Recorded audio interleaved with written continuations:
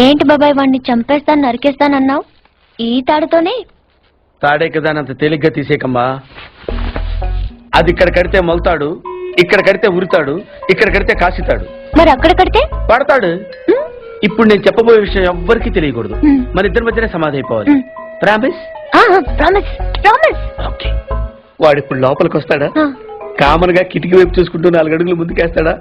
కాలికి తాడు తగిలి మంచం మీద పడతాడా? తర్వాత దుప్పటి కప్పుకుని పడుకుంటాడు.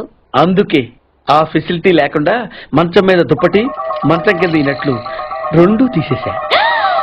ఇప్పుడు వాడెళ్ళి దాని మీద పడగానే బోల్ట్లు లేవు కాబట్టి ముందు మంచం విరుగుతుంది, తర్వాత వాడి బాడీ నేల గుద్దుకుంటుంది. ఫట్ మన ఎముకలు విరిగిన సౌండ్ అని పెద్ద ఆర్తనాదం. ట్రాక్టర్ వెళ్తుంది, డాక్టర్ వస్తాడు, నడుం విరిగిందని చెప్తాడు. ఆ వార్త వినగానే షాక్ తో మీ తాత బాబూ అని గావుకేక పెడతాడు. పార్దు అని మీ అమ్మ, బాబా మీ అక్క, మా ఆవిడ.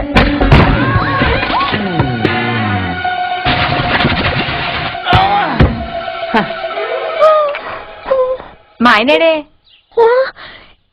ఇప్పుడు కిందకి వెళ్ళాడు పిన్ని. అబ్బా ఈయన ఒక్క చోట ఉండడు కదా, చంపేస్తున్నాడు అనుకో.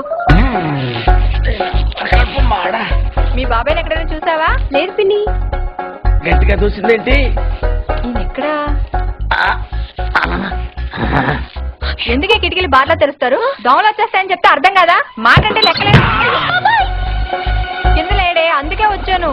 వెళ్తున్నాడు పిన్ని. అబ్బా మళ్ళీ వెళ్తున్నారా? ఏమండి, ఎప్పటి నుంచి వెతుకుతున్నాను. వేడి కాఫీ, సాసరు కూడా ఉంది.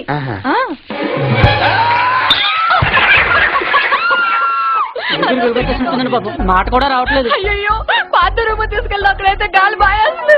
తొందరగా తీసుకెళ్ళండి. అయ్యో, ఇక్కడ ఇక్కడ పడుకోబెట్టండి. ఇక్కడ అదేంటి ఇక్కడ పడుకోబెట్టారు? మంచం మీద పడుకోబెట్టండి నా దేవుడు. మా ఎక్సర్సైజ్ బాడీ కనుక తట్టుకోగలుగుతున్నారు, లేకపోతే ఏదో చెప్పాలనుకుంటున్నారు. పాపం తొందరగా మంచం మీద పడుకోబెట్టండి. అంతా అయిపోతుందండి.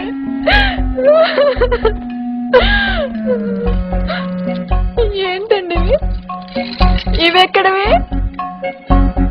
ఈ మంచానివే పిన్ని.